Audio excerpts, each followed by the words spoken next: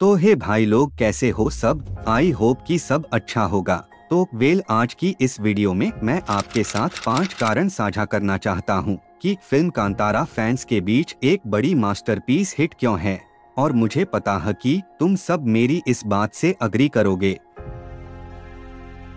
सबको पता ही है कि हमारे देश की सांस्कृतिक परिवेश में गहरी जड़ें जमाए हुए हैं, जहां पहली चीज कांतारा का एक्शन, ट्रेडिशनल डांस और परंपरा का शानदार मिश्रण, एक जाति की राजनीति, मजबूत पौराणिक तत्व का निर्दोष मिश्रण, अतीत और प्रेजेंट का कॉन्फ्लुएंस है। फिल्म कांतारा भावनात्मक रूप से रोमांचकारी रिग्मारोल से गुजरी एक ऐसी फिल्म है जो कर्नाटक में जाति की राजनीति को छूती है, जो रिलीज होने के बाद से ही सुर्खियां बटोर रही है। इसमें एक देहाती स्पर्श है जो भारतीय जड़ों से जुड़ा है, पक्षपाती या कुछ भी नहीं लग रहा है। यह सिर्फ इतना है कि मैंने शायद ही कभी मौखिक रूप से ऐसे चमत्कार देखे हैं, और कांतारा के मामले में यह सबसे मजबूत में से एक था, क्योंकि निश्चित रूप से महान सामग्री वाली फिल्मों के लिए कोई भाषा ऑब्स्टैकल नहीं है, और कांतारा ने इसे शानदार ढंग से साबित कर दिया है। सप्ताहांत होने के नाते जहां हम सब विकृत बीन बैग का ढेर बनकर रह जाएंगे, खौफ में फंसते चले जाएंगे, वही फिल्म के आखिरी 30 मिनट में रोंगटे खड़े हो जाएंगे।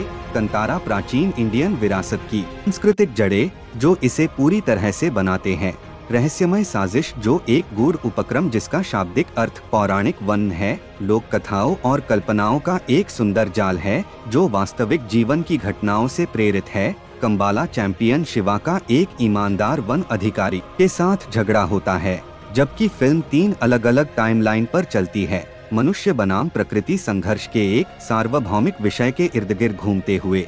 यह अवैध शिकार के साथ गांव के रहने वाले शिवा और वन अधिकारी के बीच आमना सामना है। कांतारा फिल्म में भूतकोला दिखाया गया है, जो तुलु आबादी द्वारा पूजे जाने वाले स्थानीय देवताओं के सम्मान में आयोजित एक उच्च शैली का नृत्य है। इसमें दैव तटीय जिलों के साथ साथ केरल और कर्नाटक के कुछ हिस्सों में प्रचलित आत्मा पूजा का एक जीववादी रूप मनुष्य और प्रकृति के बीच सेतु बनाता है, और इस फिल्म की कहानी इसी के आसपास बनाई गई है। लेकिन जैसा कि ऋषभ शेट्टी ने खुद कहा है कि कहानी जितनी अधिक जड़े उतनी ही अधिक सार्वभौमिक बन सकती है। निश्चित रूप से रूट फैक्टर पर वापस जाने के जादू ने काम किया है, क्योंकि अंतिम परिणाम कुछ ऐसा है जो सिनेमा को शायद ही कभी देखने को मिलता है। फिल्म का अस्तित्व ही एक जादुई ताने बाने के साथ जुड़ा हुआ है, जो प्रकृति को एकजुट करता है, मानवता के साथ दिव्य है। हाँ, कांतारा एक ऐसा संगम है जैसा पहले कभी अनुभव नहीं किया गया, जबकि लोक कथाओं की पारंपरिक प्रथाओं के साथ साथ क्षेत्रीय मान्यताओं और अनुगम ने इसमें केंद्र का स्थान लिया है। और ऊपर से ऋषभ शेट्टी की एक्टिंग, जो कि 100% नेचुरल, और जो देवी देवताओं पंजुर्ली और गुलिगा के पास जो भी हम सब ने देखा, वो एक एक्सपीरियंस है और वो सबको करना चाहिए।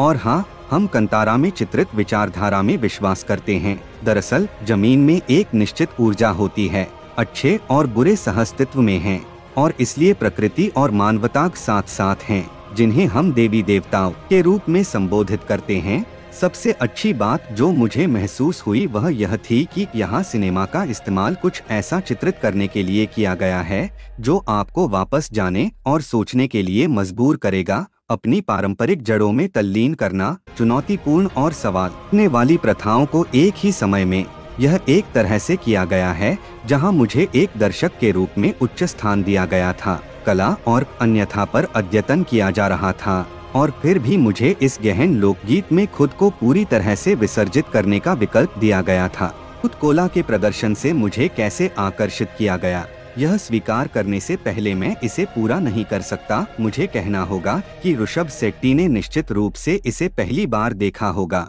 और वह चीख सभी की त्वचा में गूसबम्प्स ला गई। तो इससे पहले कि मैं आज इसे बंद करूं, मुझे तुम लोगों को बताना है कि लोक कथाएं, परंपरा, संस्कृति और मिथक इसके आधार हैं। एक और मजबूत पहलू जो मुझे इसमें पसंद आया वह था वर्गीय राजनीति का चित्रण, अमीर और गरीब के बीच संघर्ष, और कैसे उच्च वर्ग के जमींदार आदिवासियों की भूमि लेते हैं और उन्हें उनके अधिकारों से वंचित करते हैं। इस तार्किक सिनेमाई उपक्रम का एक और मजबूत पॉइंट था, इसके बावजूद तुम्हारी जो राय है उसे कमेंट बॉक्स में जरूर लिखो। जाते हुए लाइक, शेयर और सब्सक्राइब का बटन दबा देना।